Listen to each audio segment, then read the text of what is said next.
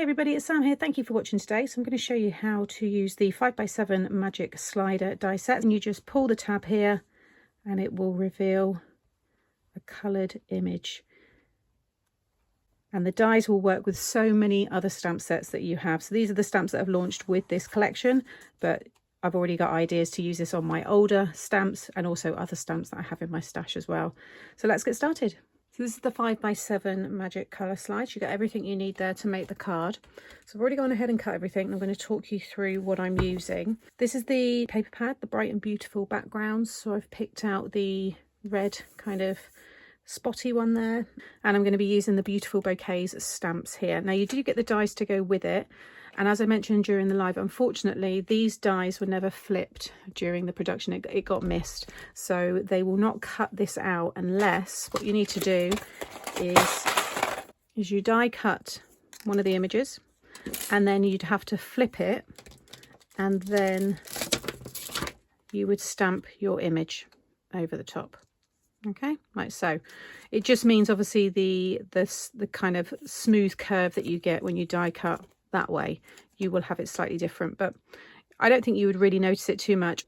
But what we've also done is everyone that purchases this set, there will be a pop-up and it will allow you to download the flipped image that the die will cut out. So you've got both options there, so it's not, you know, wasted. You can just do what I've just showed you there, but you can also use the downloads as well. But I'm going to be, you don't actually even need the dies to do what I'm doing with it anyway, so for some people it's not even going to be an issue, but I just wanted to make sure that I share that information again in this video as well as in the launch. So first of all, you want to die cut, this is for a 5x7, so I've got my card blank there. You want to die cut this one here, which is the main die. Now both sets will go through your standard die machine, but as they're longer, if you've got an extender plate, then that's obviously going to allow you to pass it through once and it cut for you. If you don't, just pop it on your paper, the die, just tape it in place, we'll run it through one way and then just shift the paper down and the die and run it through again, and then it will cut the whole thing. But you want that one first, and then you'll just fold that one in half, make sure it lines up at the bottom because it's only a little join there at the top, like so. So this one can go on the 5x7. You could pop that on a smaller card as well if you want to. It doesn't have to go on a 5x7. But I've got that one there. And then I've got this piece, which is the matte layer, which I've cut there. And it's got a stitch detail. It looks really nice in mirrored cardstock as well. But I've cut that one. You then want to cut yourself your pull tab.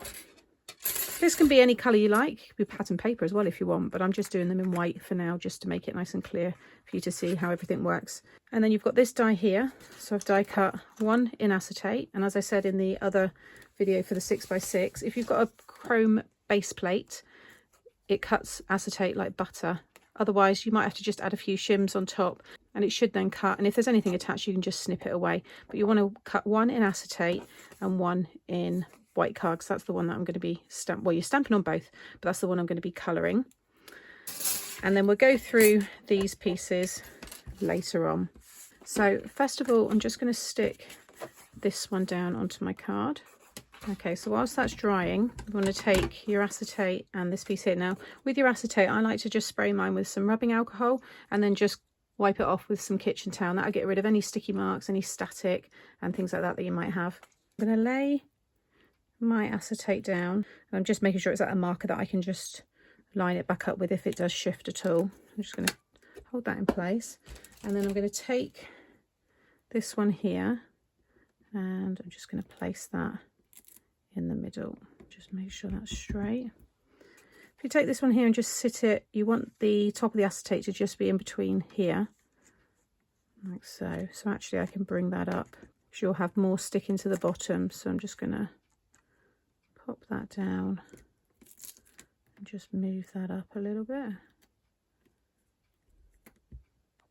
Then I'm using the StazOn. You can get this in all different colours, but I've got the black, and it will stamp onto mirror, metal, wood and acetate and other surfaces as well. So it's great for this kind of thing. It does take a little bit of time to dry, so put it to one side afterwards, but it's great for this kind of thing. So I also like to store mine upside down.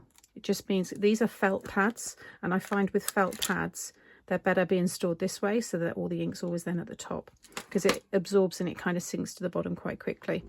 So I'm just going to pick that one up and then give that a good cover, and then just stamp that back down, give it a good press. You can always go back over it again. But I'm pleased with that, that's stamped really well. So what you want to do now is leave the stamp, do not move that, take this away and pop it to one side so it can dry. I'm then going to take the white piece here, line it up in the same marker that I did, and then I'm going to use my VersaFine now, because that's just nice for detailed stamps.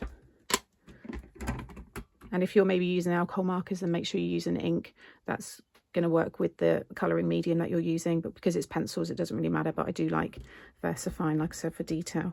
So just stamp that one again. Yeah, pleased with that one. So now I'm going to colour this one in. So that's all coloured in, and what I've also done is I've just ran some thin tape along the 3 sides here, but I've left the top because I find it better to run your tape on this piece here, because you've got a very small little gap there to run that through. To be honest, you could leave that, you don't even have to add tape. So if you don't have a thin tape, just leave it, that's going to be enough to hold that in place anyway. But if you have, just run your tape along there. So then we can attach this one first. I always like to attach the acetate piece first, because it's easy then to line up the one underneath. But you know, there are a few ways to put this together, so once you've done it a few times you might decide to do it differently. So I'm just taking those off there, and then I just want to make sure, oh, take that piece off as well. So I want to make sure that that sticks along the top there, and that that image is in the middle, which I actually think it is. Yeah, that's going to be fine. So just make sure that's nice and secure, and now when we flip it over we've got our image where it needs to be. I've then just added my glue onto the back of this piece, and then I like to sit it under the image and line it up first, and all of a sudden it will just fall into place and you'll get a really crisp image, and then just place it down for the glue to then stick to that bottom piece. If you lift that up, you'll be able to just make sure that's really secure. So don't worry how this looks if it's a bit wonky, it doesn't matter, but you'll see now when that goes over the top you get that lovely crisp image.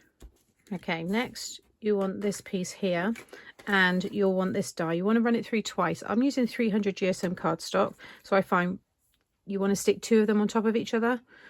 If you've got maybe say like a paper like a 150 or something, then I would maybe die cut it 3 times. You just want to have enough thickness that that can act as a track for this to slide up and down nicely. So I've stuck those 2 together, and then another 2, glue there, and you're going to flip one of these sets over so that you have this one facing inwards and then this one faces inwards. You just want them like that. If I hold it, they need to be like that, that orientation. And then you want to stick these 2 on top of each other. So you should have 3 pieces, 2 the same, and then this one here. I like to lay the base one down first. So if you take this here, and this is going to slide in the middle, but we need to have a track and stoppers to stop it just doing whatever it wants. So if you bring this down so it sits, if you lay that flat, you'll see it sits perfectly in that shape there. So keep it nice and straight, and then using this one, I'm just going to run my glue all down there, and you want to sit this right at the bottom, so it's going to now stop that from falling down any further. And I was out of shot there, apologies. So I just stuck it. If I just move it there because it's still wet, just butt it up so that that will not go. If I just lift it up here, you can see it will hit against that. That's what you want. Keep that in place there, and then you want this one here is going to sit. Ignore that I've got this bit of, you know, paper that I stamped and coloured. This is then going to go, and there'll be just enough space. This is going to go next to this little marker. If I put it on top of this, I'm worried there's a lot of white. What I'm doing is I'm sticking this next to this piece here, and this will run this piece here with the side of that card. So basically, as this travels up, it's going to stop there. That's what I'm doing, but I'm just cautious that I'm working on a lot of white here, so it's probably hard for you to see. But if you sit that down there, it just means that you can see, you know, that that's in its place. So add your glue to the back of this one. You also want to take into account is when this slides up, we don't want it going past this bit here. So I'm just going to pop that like so, and then just open that up. So now I want to sit it so it stops there, and then that runs right down the side of the card there. So let me do this one again. So this is going to be stuck on the other side, like so. So now that one is just going to clip on the front there and then run down the side there. So now if I open this up again, you can see this is going to travel down and up. It's going to stay within the track there. Just going to push that out a little bit. You'll be able to feel, there we go, and you'll see it will stop there. It'll take a little bit of practice. I always say whenever you get these kind of dies, new dies, is just try it all on some like scrap paper, some copy paper or something first, just to get an understanding of how it all works. So now I'm just adding my glue on the 3 sides. Make sure you've cleaned. I might just give that one more wipe quickly because the ink's on the other side, so it's just a bit of rubbing alcohol on there. I'm just going to just rub over there, and now just drop that down over the top, and you'll see now that when that slides down it will hide all that colour, and then again when you pull that up, I always like to do it slowly, and then it will reveal your lovely image. So now I can finish off the rest of the decoration. So I'm going to add my glue to the back of this piece now and stick it onto my card blank, and then I've got all these pieces here which I'm going to stick onto the frame. Before I add this decoration, it's quite white, so I think I'm going to add some colour to this one here. So all I've done is just use the paper from the pad, and I've just die cut the bottom half there, and then just using your scissors, you just want to snip along the top there, and then just follow it along there like so, and now you can stick that over the top, and it just starts to really break up that white. And then I've just die cut the arrow, and that will go over the top there, and then I've got my sentiment, and I'm going to finish with all that decoration. And then I'm just finishing off the card with some of my accent glaze just on the tops of the flowers there. Goes on a little cloudy, but once it dries it will dry clear. Also make sure it's warm. If it's quite thick, and it probably is because it's cool, but it is a thicker consistency, but you can also add a few drops of water because it's heavily water based actually, these glazes. So you can always just add a few drops of water if you want it a bit runnier. But also I just give it a little tap on the back, pop that back in there. You can either flick the back of it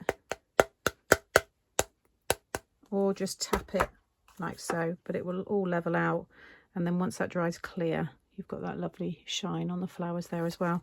So now for the reveal, again, I like to do it slowly. You've got that lovely bouquet there. And then inside your space to write your message.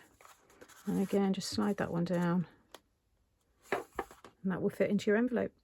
So I hope you've enjoyed today's tutorial, and that explains how to put this die set together. Check out the links below for all of the product that I've used today, and I'll see you all again soon. Take care. Bye.